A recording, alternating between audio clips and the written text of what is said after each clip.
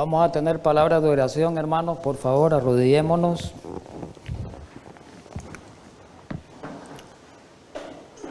Querido y bondadoso Padre Celestial, gracias una vez más por darnos el privilegio de venir a adorarte en este día especial, en este culto especial. Ayúdanos que seamos bendecidos al escuchar tu palabra, que tu palabra pueda impactar nuestros corazones, principalmente esta parte de la profecía, que es una parte crucial en el desarrollo de los eventos que se desarrollarán en el tiempo final. Danos de tu gracia, danos de tu ayuda a esta hora, en Cristo Jesús. Amén.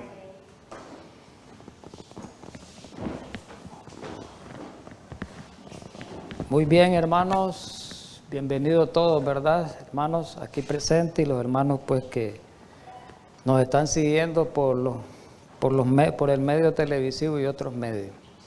Vamos a continuar con la serie, ¿verdad? No la hemos terminado todavía, de Daniel, un libro para nuestros días.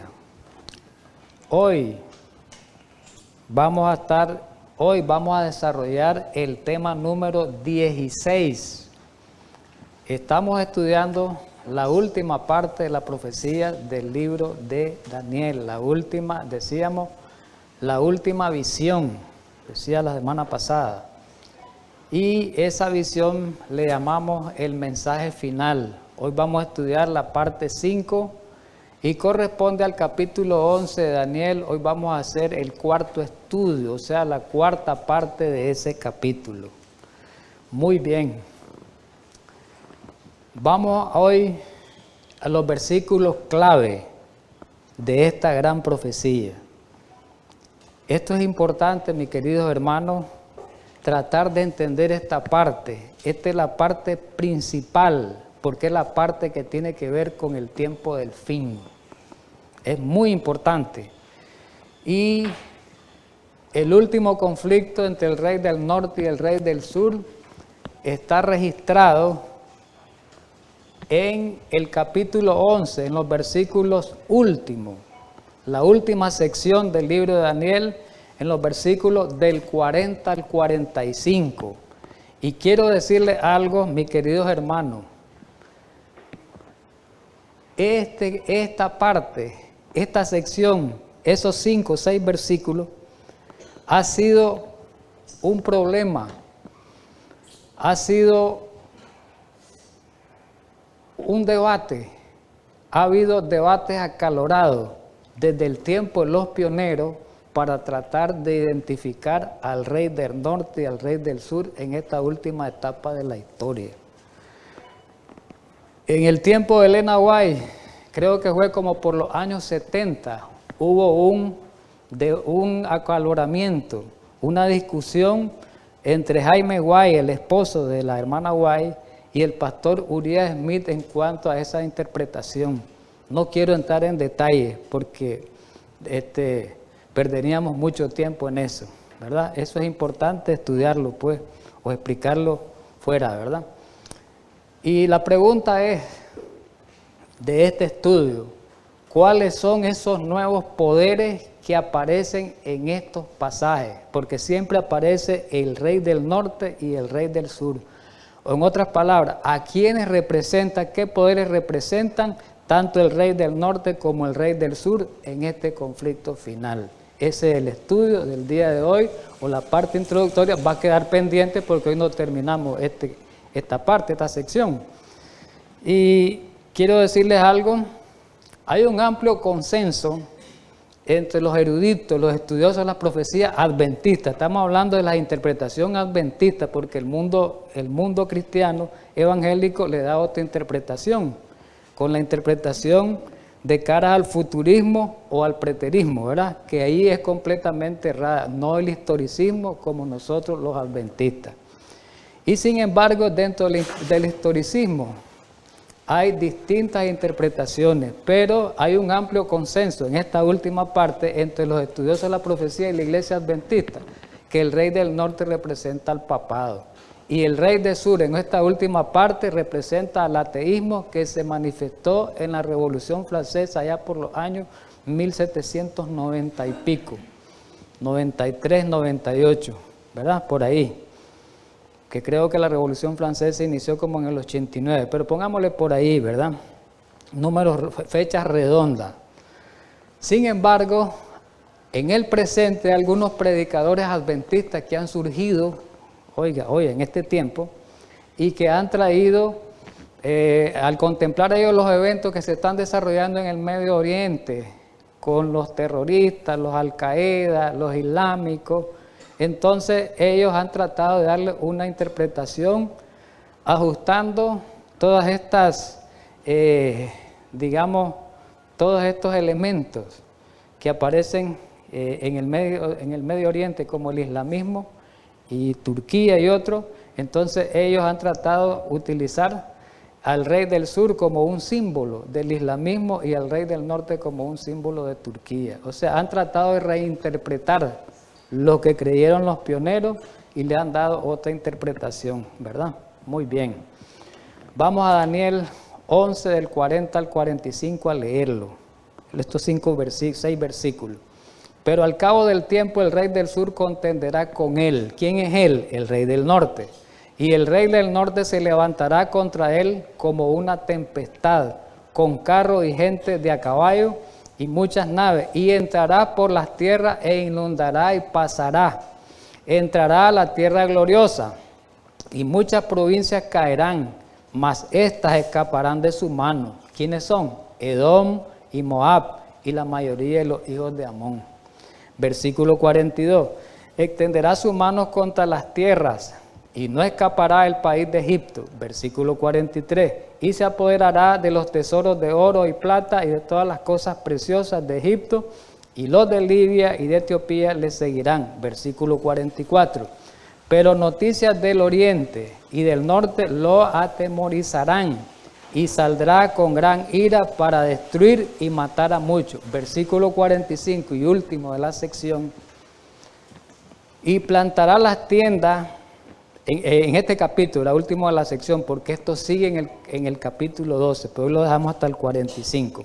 Y plantará las tiendas de su palacio entre los mares y el monte glorioso y santo, mas llegará a su fin y no tendrá quien le ayude.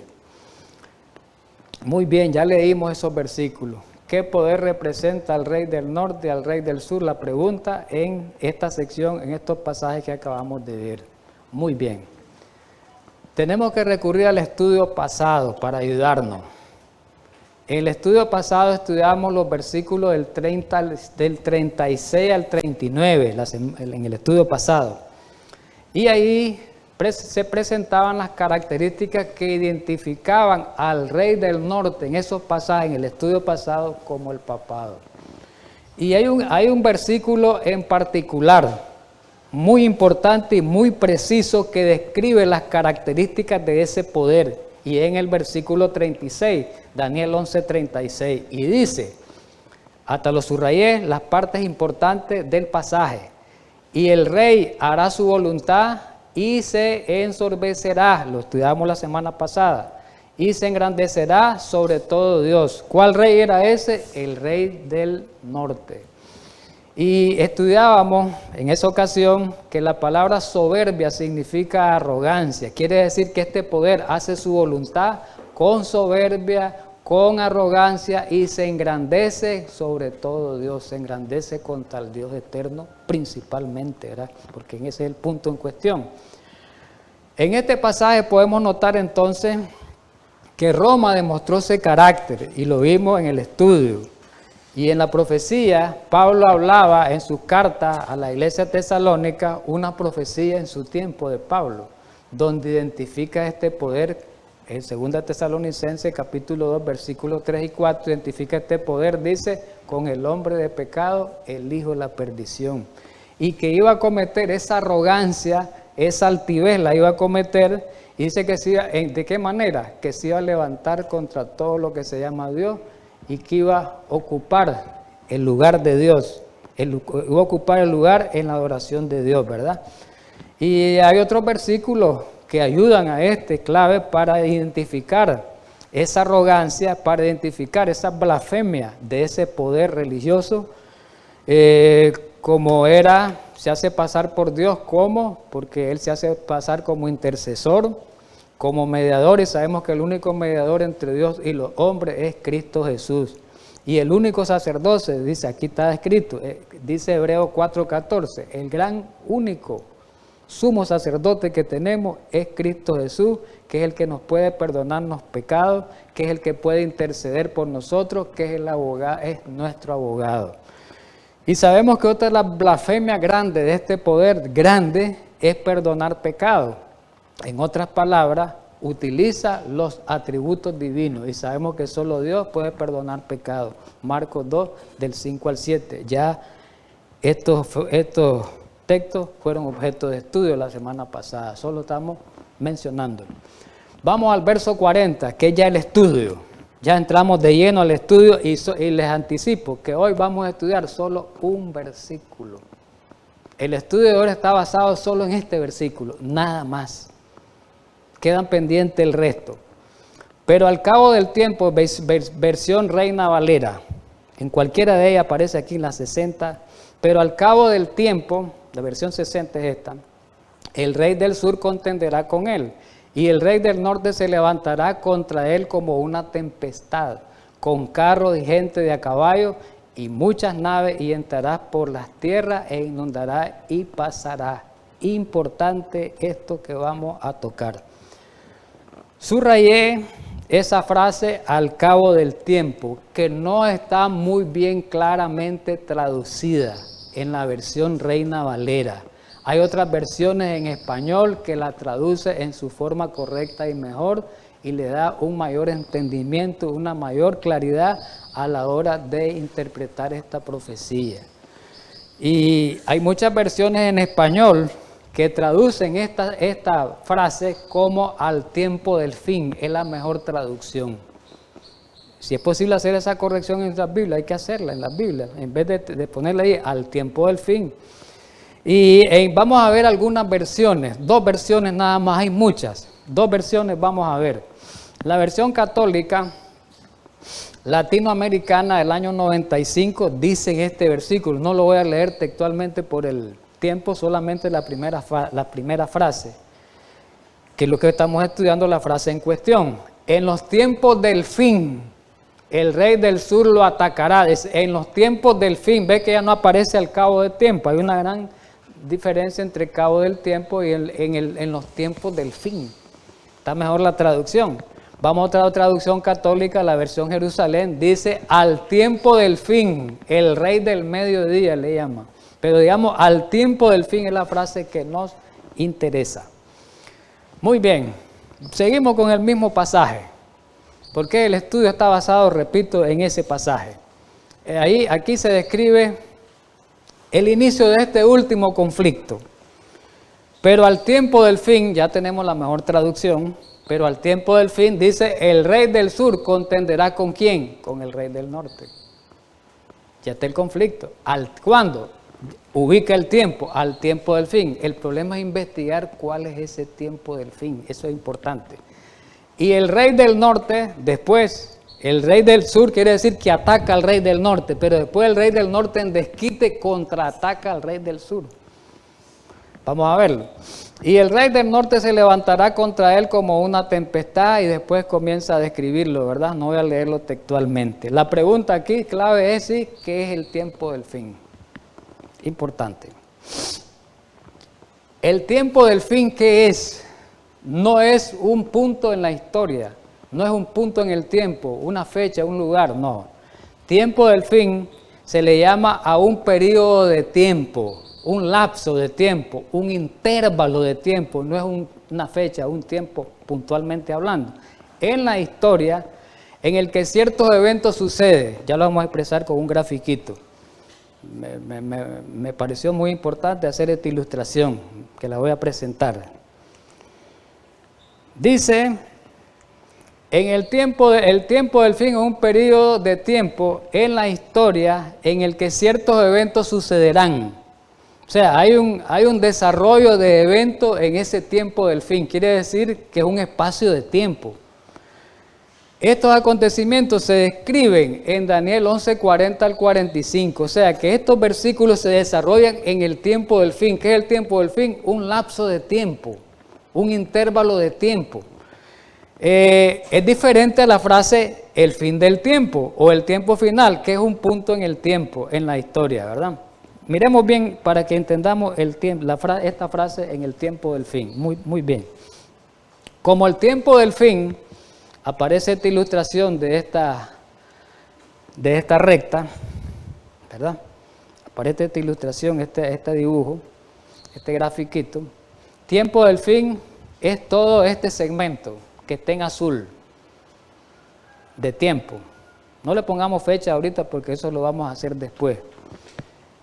Es ese segmento, ese intervalo de tiempo, pero este intervalo del tiempo o este segmento de tiempo tiene un inicio. Tiene un inicio que es aquí en esta parte extrema y tiene un final que es en el otro extremo opuesto. Al inicio es el inicio del tiempo del fin y cuando termina es el fin del tiempo, el fin del final del tiempo. ¿Ya me entiende? Entonces el tiempo aquí en este tiempo o en este intervalo de tiempo se van a desarrollar sucesos, se van a desarrollar muchos sucesos, que eso lo vamos a ver más adelante. ¿A dónde aparece la expresión tiempo del fin? En el libro de Daniel. Aparece 5 veces en el libro de Daniel y en los capítulos proféticos. Bueno, el libro de Daniel es meramente profético. En los capítulos más clave, del 8 al 12. ¿A dónde aparece? Miremoslo en el versículo 8, en el capítulo 8 de Daniel, donde se habla de la profecía de las 2300 tardes de mañana. En ese contexto aparece, dijo el ángel que era para el tiempo del fin esa profecía. Pero esa profecía ya pasó. Entonces miremos, vino luego acerca de donde yo estaba y con su venida me asombré y me postré sobre mi rostro, pero él me dijo, entiende hijo de hombre, porque la visión es para el tiempo del fin. El versículo 19 también, si ustedes lo miran ahí en imagen, habla y dijo, he aquí yo te enseñaré lo que ha de venir al fin de la ira, porque eso es para el tiempo del fin. Y al final termina la visión, dice, la visión de las tardes y las mañanas que se ha referido es verdadera y tú guarda la visión porque es para muchos días. ¿Qué visión era? 2300 tardes y mañanas se dieron dentro del contexto del marco del tiempo del fin. Daniel 12, ¿a dónde lo presenta? En el versículo 4, pero tú, Daniel, cierra las palabras y sella el libro hasta el tiempo del fin. Muchos correrán de aquí para allá y la ciencia se aumentará.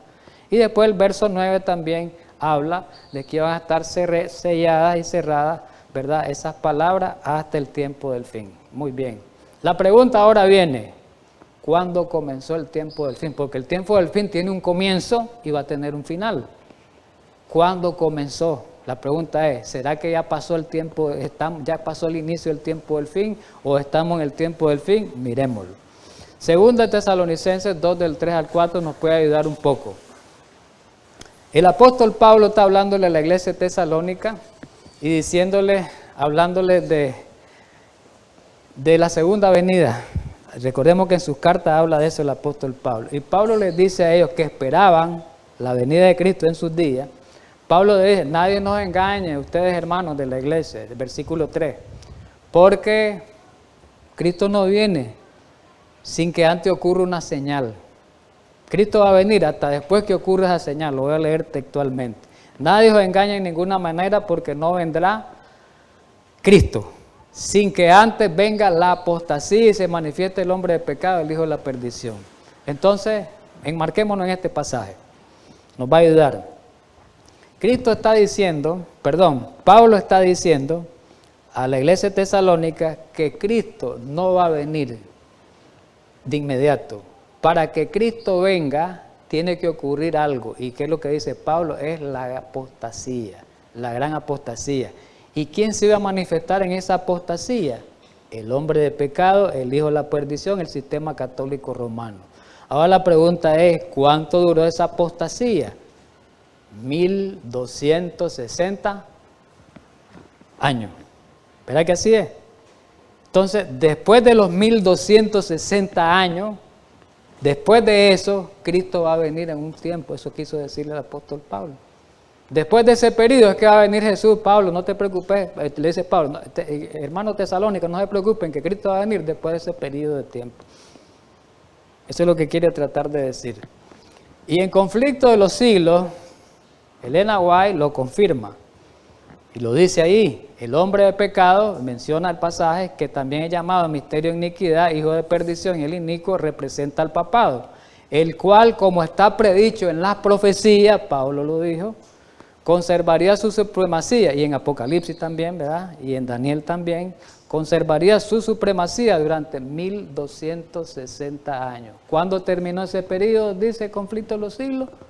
1798. La venida del Señor, lo que dije anteriormente, no podía verificarse antes de dicha fecha. Y menciona a Pablo aquí, cuando escribió Tesalónica. San Pablo abarca con su aviso toda la dispensación cristiana hasta el año 1798. Solo después de esa fecha debía ser proclamado el mensaje de la segunda venida de Cristo. Ahora ayudémonos mejor con el grafiquito. ¿Cuándo inició entonces el tiempo del fin? 1798. La pregunta es, ¿estamos en el tiempo del fin? Sí, pero ya estamos en la proximidad que se termine ese tiempo. Ya han pasado más de 200 años que comenzó ese tiempo del fin. Y aquí en la lámina, en el gráfico, miramos algunos sucesos que se han desarrollado dentro de ese tiempo, dentro de ese periodo de tiempo más bien. Comienza en 1798, entre 1798 y 1844 hay 46 años. Después del inicio del tiempo del fin, a los 46 años, exactamente en 1844, se da, ¿verdad?, la profecía del juicio investigador a través de la profecía de las 2300 tardes, que inicia el juicio, ahí se desarrolla ese evento. Pero dentro de 1798 y 1844 se desarrolla la predicación del mensaje del primer ángel y del segundo ángel, ¿verdad? Ahí aparece el movimiento milerista, más adelante tal vez un poco enfocamos eso. Otro evento que se desarrolla en 1929, que es cuando la herida del papado comienza a sanarse, ¿verdad? Con el Tratado de Letrán, más adelante vamos a mencionarlo. Después, ¿a dónde estamos hoy? En el 2022. Después, ¿cuál es el evento que sigue? La ley dominical. Y después de la ley dominical se desarrollan algunos eventos ahí rápidamente, de manera rápida, en corto tiempo, y después va a venir Jesús. Ese es el tiempo del fin. Termina el tiempo del fin allá, con la venida de Jesús. Inició 1798, para que lo entendamos. Elena White aquí nos ayuda también, Conflicto de los Siglos 405. Semejante mensaje no se predicó en los siglos pasados. San Pablo, como lo hemos visto, no lo predicó. Oiga bien, San Pablo no predicó esa profecía de que Cristo ya venía, el tiempo del fin. Es más, Pablo no pudo predicar el mensaje de los tres ángeles porque no era su tiempo. Pablo no entendió la profecía de las 2300 tardes, no era su tiempo.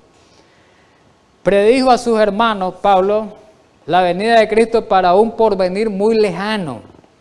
Los reformadores no lo proclamaron tampoco. Lutero no pudo proclamarlo. Martín Lutero fijó la fecha del juicio para cerca de 300 años después de su época. Pero después de 1798, el libro de Daniel ha sido desellado.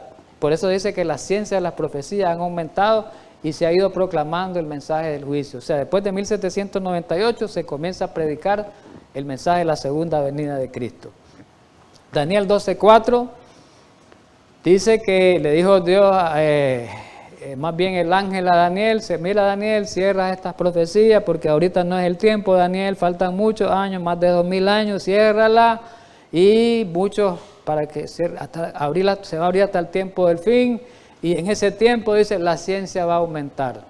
¿A qué ciencia se refería? A la ciencia de las profecías, a la ciencia de la revelación. Se iba a desellar, se iba a estudiar las profecías, se iban a entender y se iba a predicar el mensaje del segundo advenimiento. Hubieron grandes hombres durante ese tiempo, después de 1798, que predicaron este mensaje en casi en todos los continentes habitados. Tenemos a Guillermo Miller, como lo sabemos, del líder del movimiento adventista, ¿verdad?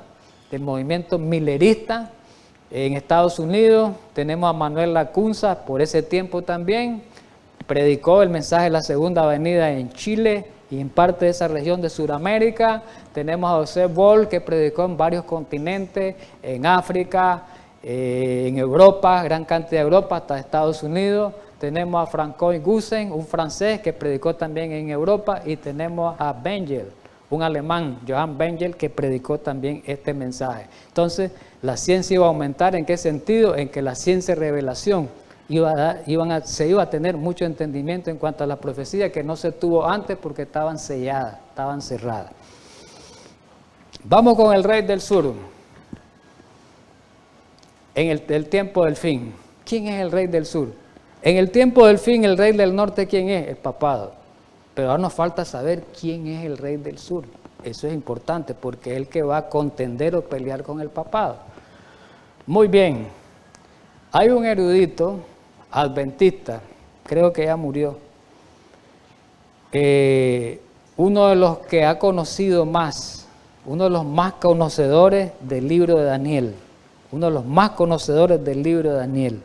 Este erudito escribió un libro que se llama Una guía para el estudioso, William Shea, se llama página 262, y él dijo algo muy cierto y que tiene mucha veracidad.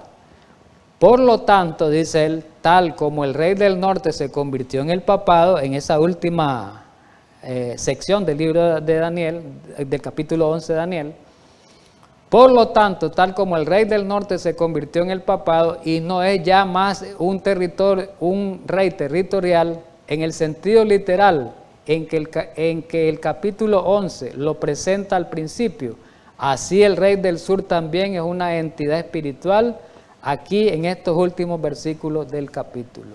Entonces miremos qué es lo que dice ahí el doctor Shea, Shea, dijo de que así como que el rey del norte era una entidad espiritual, el rey del sur también es una entidad, es un poder el rey del sur, ¿verdad?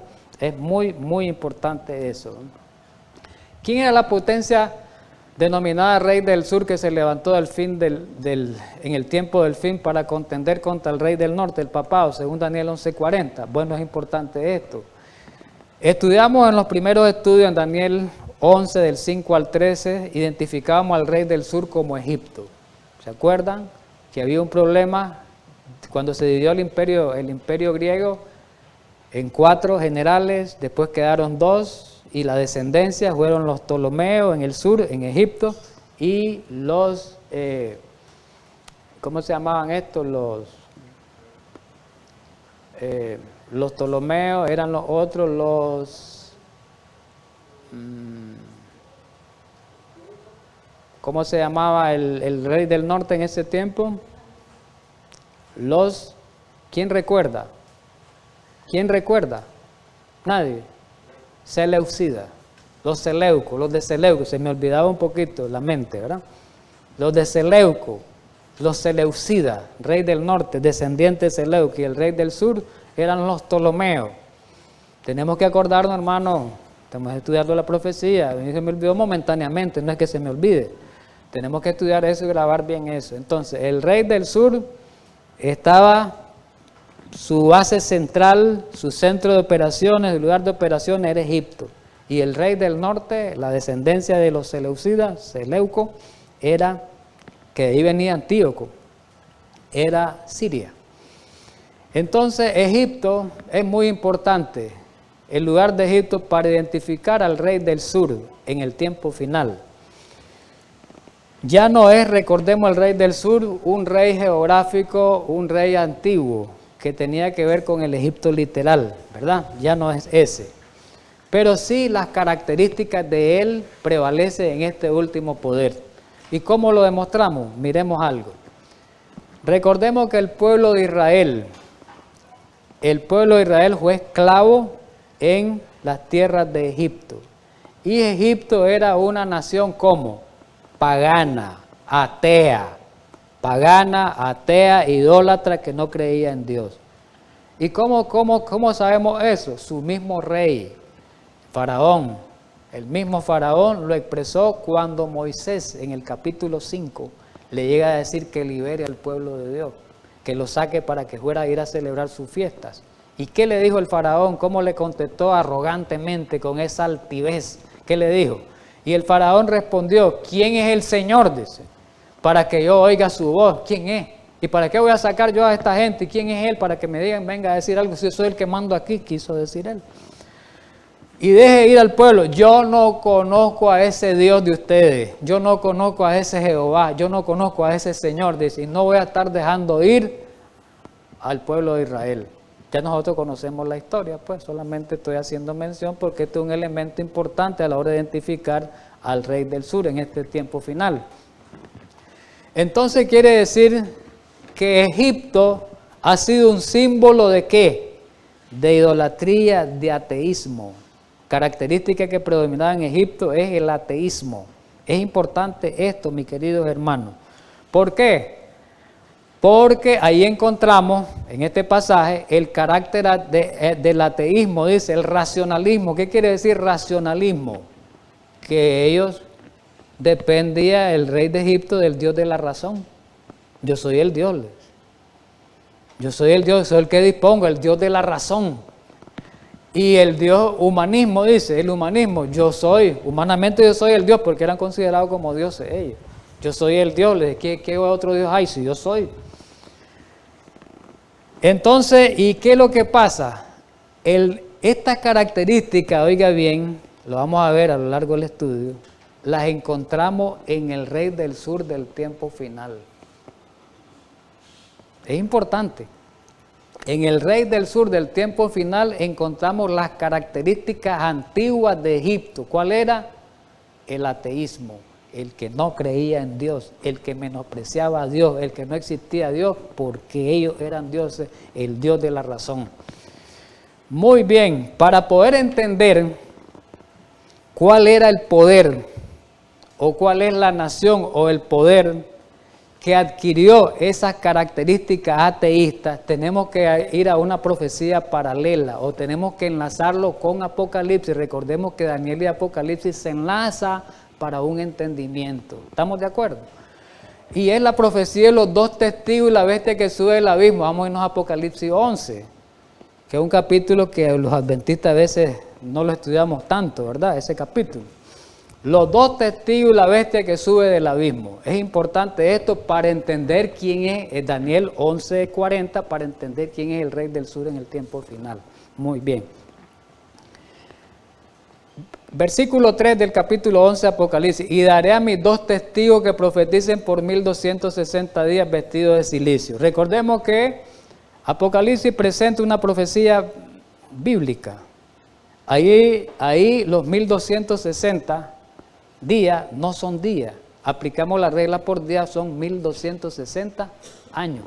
¿Qué pasó en esos 1260 años? Dice que los dos testigos profetizaron, o sea, predicaron vestidos de silicio. ¿Qué quiere decir eso?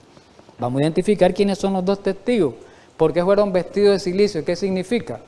Bueno, en el antiguo Israel y en tiempos antiguos, ser vestido de silicio significaba que había un luto, ¿verdad? Que había un luto, que había un dolor, que había un arrepentimiento. Eso quiere decir, y dice que esos dos testigos predicaron en esas condiciones, en condiciones de luto, en condiciones dolorosas, en condiciones de arrepentimiento durante esos 1200, en condiciones sí, de luto y de dolor, de tristeza, durante esos 1260 años.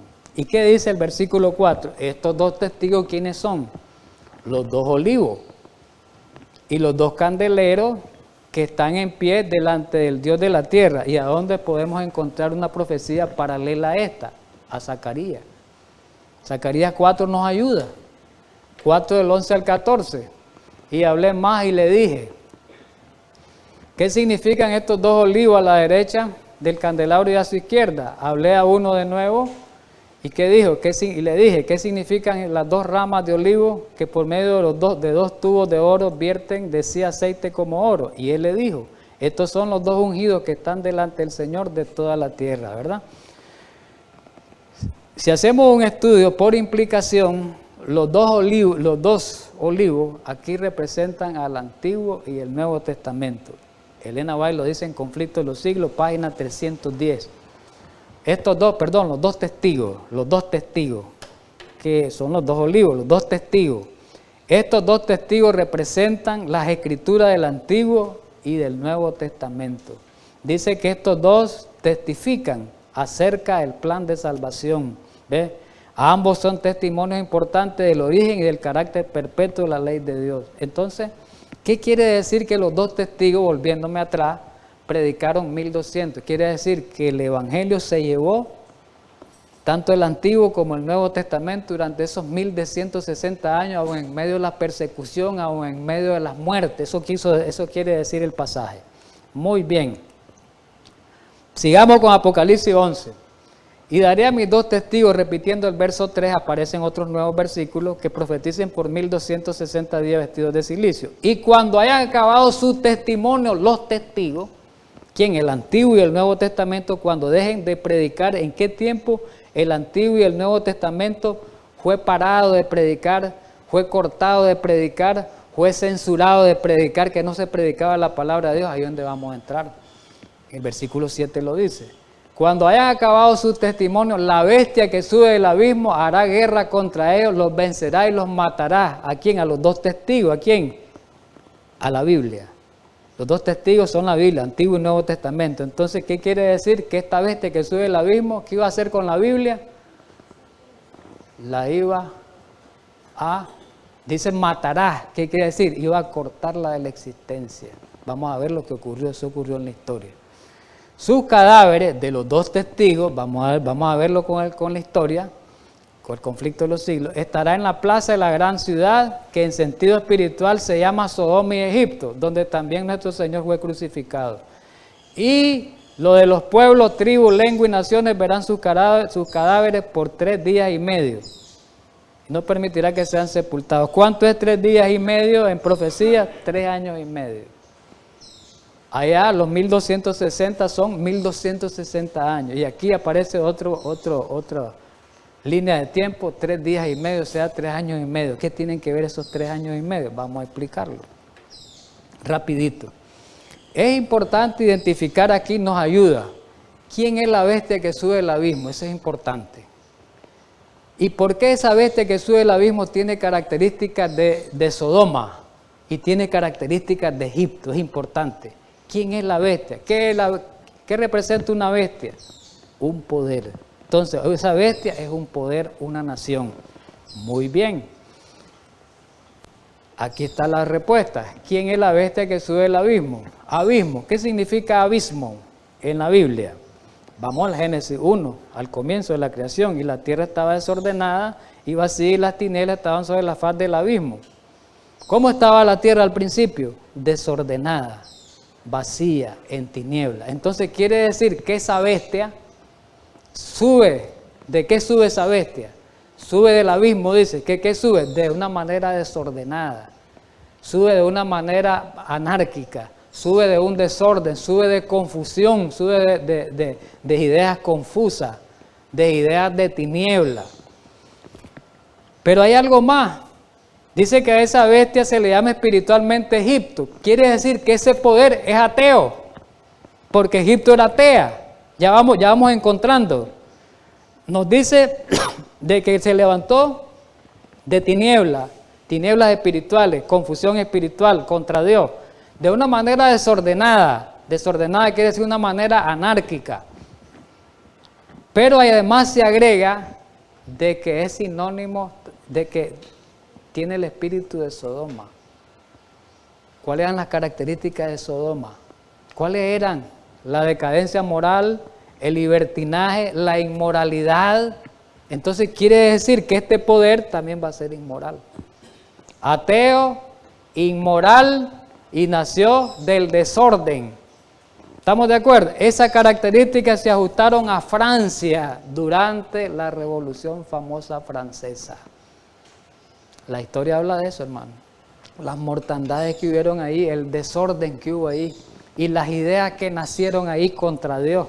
Ahí florecieron las ideas contra Dios, las ideas ateístas, racionalistas. Pero dejemos a la profeta, que nos ayuda en conflicto de los siglos, rápidamente. Tenemos que avanzar por el tiempo. Dice que la gran ciudad en cuyas calles, no lo voy a leer todo literalmente, solo voy a ir explicando, mi querido hermano, por el tiempo.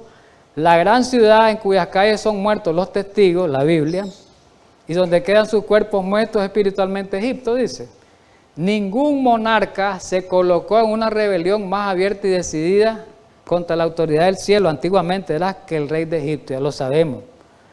Cuando le fue enviado el mensaje de Moisés y cita Éxodo 5:2. Ahora bien, vamos a aplicarlo a la potencia que presenta esa característica en este tiempo. Esto es el ateísmo, y la nación representada dice que era Egipto, ¿verdad? Ahora dice, la gran ciudad también es comparada espiritualmente con Sodoma, que habla de la corrupción, habla del espíritu licencioso, ¿verdad? Que tiene que ver con la sexualidad. Hubo problemas de sexualidad, desorden sexual, perversión sexual también en el tiempo de la Revolución Francesa. Vamos a seguir con la cita. Y dice la profeta que esta profecía que estamos leyendo se cumplió de un modo muy preciso y sorprendente en la historia de Francia durante la Revolución Francesa. Lo dice la profeta. En 1793 el mundo oyó por primera vez, bueno, me voy a ir explicando. ¿Qué fue lo que pasó ahí? Para explicarles esto, todo esto. En 1793, quiero explicárselo aquí rápido para que no leer tanto. En noviembre, 1793, esa nación dijo en su asamblea constituyente, en sus concilios, decretó, hizo un decreto que Dios no existía. No creamos en Dios, ese Dios no existe. Y comenzó una guerra contra el culto de ese tiempo. Se tomaban las catedrales, a los sacerdotes los perseguían, a los religiosos los perseguían, a todos los que eran religiosos los perseguían. Hubo 3 años y medio. Terminó en 1797. Y en ese tiempo, dice más adelante la profeta, más adelante lo dice en Conflicto de los Siglos, porque dice que la bestia sube del abismo. Dice que, aquí lo dice, el poder ateo que gobernó Francia durante la Revolución, el reino de terror, hizo a Dios y a la Biblia una guerra como nunca se presenciara en el mundo. Y dice que esos 3 años y medio agarraban y quemaban las Biblias. Hicieron una quemazón de Biblia. Por eso dice que fueron muertos. Fueron muertos. ¿Quiénes? Los 2 testigos. La Biblia, el Antiguo y el Nuevo Testamento, fueron quemados. Hacían unas tales procesiones. Aquí lo sale en el Conflicto de los Siglos, por eso no lo leo literalmente. Unas tales procesiones que hacían. Dice que agarraban unos asnos y amarraban sacos, Biblias, pues imagino, no sé cómo las amarraban y las arrastraban por la calle, como decir, esto no sirve para nada, la Biblia. Óigase bien lo que hicieron. Completamente, dice, la ley de Dios fue pisoteada. Las instituciones de la Biblia fueron abolidas. El día de descanso semanal fue abandonado. En su lugar se consagró un día de cada 10 en la orgía y libertinaje. No existe día tal, día de adoración, nada. Vamos a tener un día especial por ley. Un día especial para que hagamos orgías y todo. Y dice que sacaban en procesión, en culto, a una mujer prostituta. Y dice, ese es el Dios, un símbolo, ese es el Dios nuestro, la razón. Ahí enarbolaron, dice aquí el escrito, al Dios de la razón. ¿Qué quiere decir el Dios de la razón? Nosotros no creemos en un Dios, como quien dice, nosotros somos los dioses.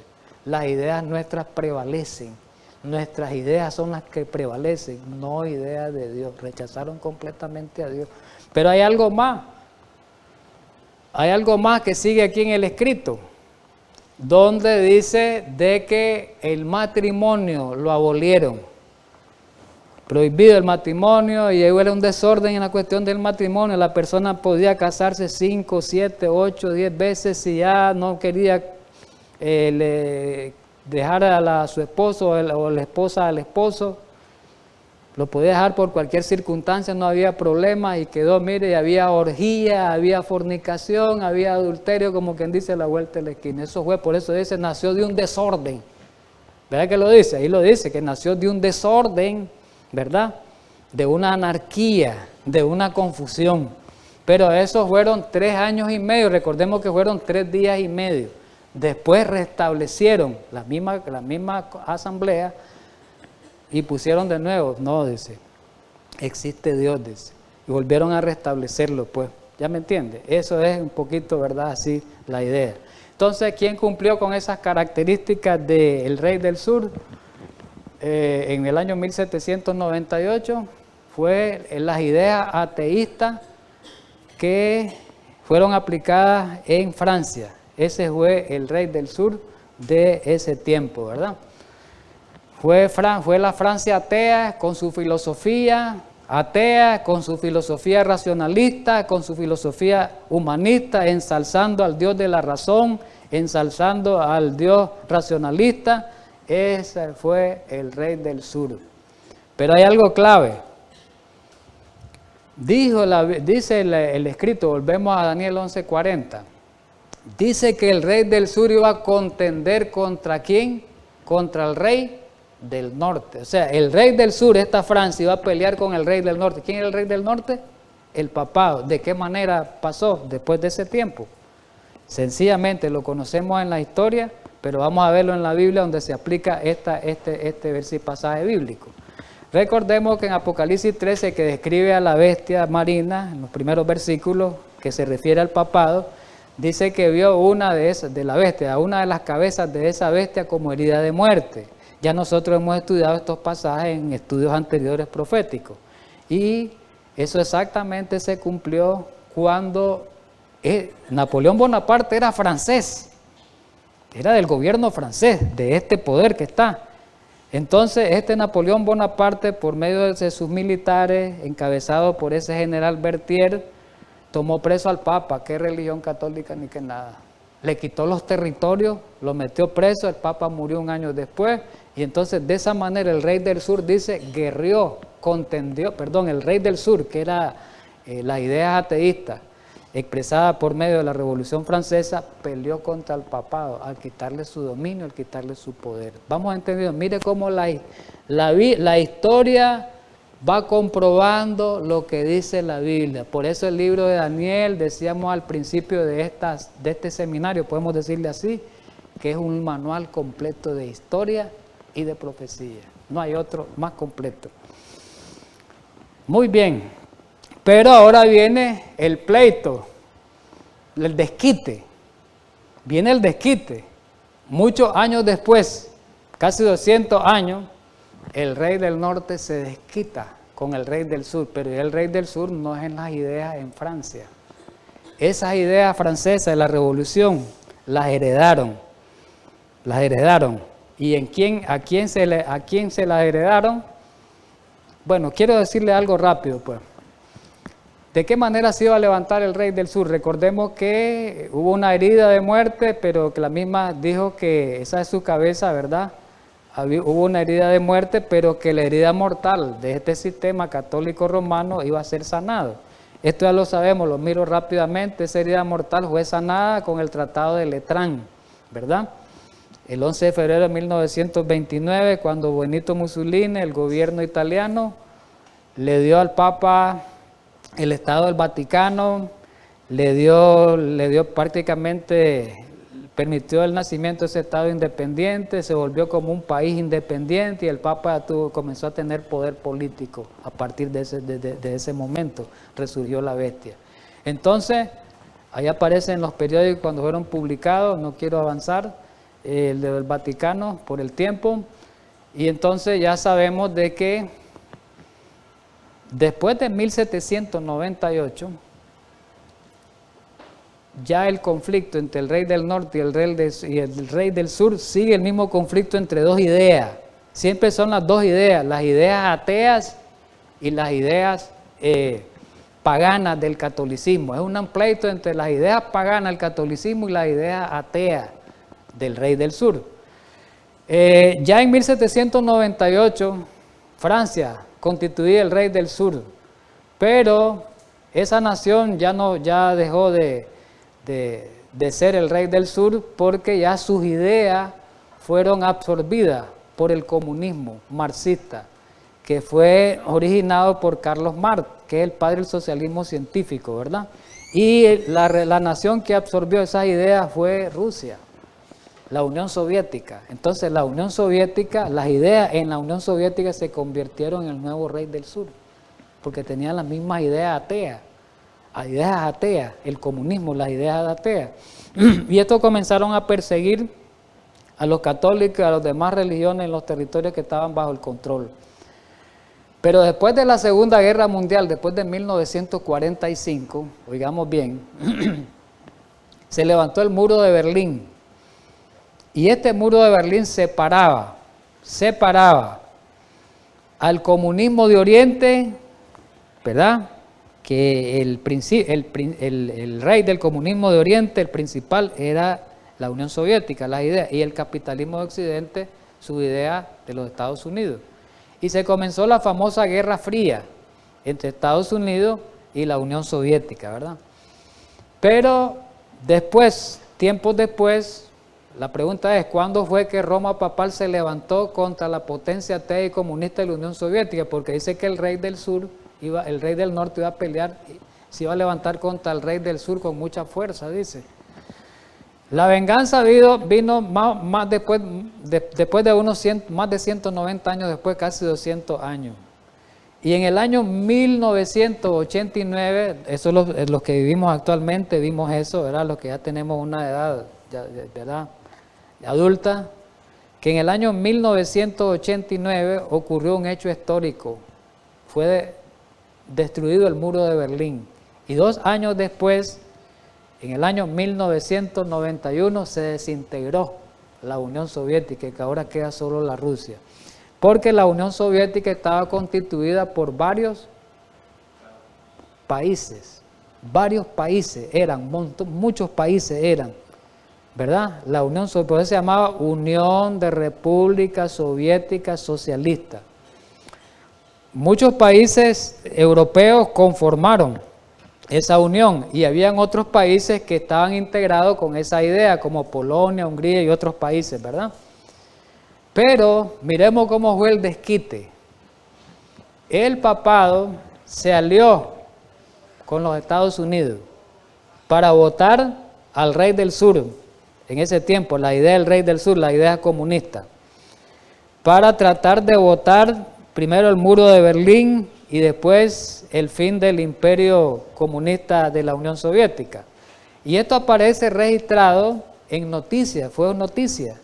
Dice que aquí en una revista semanal de noticias, la Newsweek en español, salió el siguiente artículo el 2 de octubre de 1996 y el artículo se llamaba Una alianza no tan santa. Y en ese artículo un periodista, Bernstein, escribió en la revista Time en febrero de 1992, ¿qué dijo el periodista ahí? Que existía una alianza santa entre el Vaticano, una alianza, santa alianza entre el Vaticano, que estaba representado por el papado, y los Estados Unidos, que estaba representado por Ronald Reagan en ese tiempo. Y dice que estos dos se encargaron de ayudar al movimiento de solidaridad en Polonia, lo fortalecieron en dinero, con logística, ¿verdad?, con medios para que votaran el comunismo, para que el comunismo cayera. Y ahí aparece en 1997, también aparece, al Papa se le llamó por esa causa el hombre del milenio, porque fue el hombre que pudo tumbar a la Unión Soviética junto con los Estados Unidos. Es más, hoy, ahorita, hace poco reciente, hace unos 10 años, en el 2012, le hicieron en Polonia, conmemorando, digamos, la derrota del comunismo en Polonia y celebrando la llegada de la democracia, le hicieron una estatua de bronce, creo que era el material, tanto al Papa con Ronald Reagan. Ahí los tienen con un monumento. ¿Ves? Las dos potencias unidas para destruir al comunismo. Pero ¿qué más dice? Ya vamos a ir terminando. Pero en el tiempo del fin el rey del sur contenderá con él y el rey del norte se levantará contra él como una tempestad con carros y gente de a caballo. Recordemos que esto no es literal, y muchas naves, y entrará por las tierras, inundará y pasará. En todos estos territorios que estaban ocupados por las ideas comunistas, el catolicismo entró con su religión y entraron el estilo de vida y la religión cristiana y americana, tanto el estilo de vida de Estados Unidos y la religión católica. Entonces, de esa manera invadió esos territorios del rey del sur. ¿Estamos de acuerdo? El rey del norte, con sus ideas, con la religión.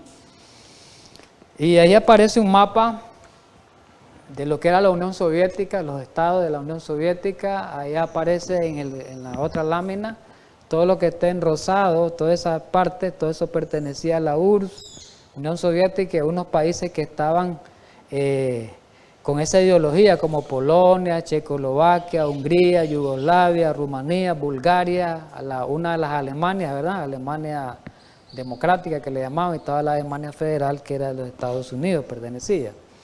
Vamos terminando. Dice la Biblia, texto conocido en Hebreos 4:12, que la palabra de Dios, me quedo con esa última con esta frase primera, es viva y es eficaz. ¿Qué quiere decir esto? Hoy hemos visto en este estudio, y no solo en este estudio, lo hemos visto a lo largo de los estudios, del estudio de esta serie, de este seminario, hemos visto que la palabra de Dios no ha fallado, porque todo lo que fue escrito en profecía ha tenido un cumplimiento en la historia hoy. Hoy lo vimos. Pero hay algo más que dice la profecía, que conocemos también este pasaje. Dice que esta palabra profética, esta profecía es segura, no falla. Y que esa profecía nos ha alumbrado y tiene que alumbrar a su pueblo en este tiempo final, mi querido hermano. Ojalá nosotros entendamos esto. La palabra de Dios no falla, dice la palabra de Dios que Cristo va a venir pronto, y Cristo va a venir pronto.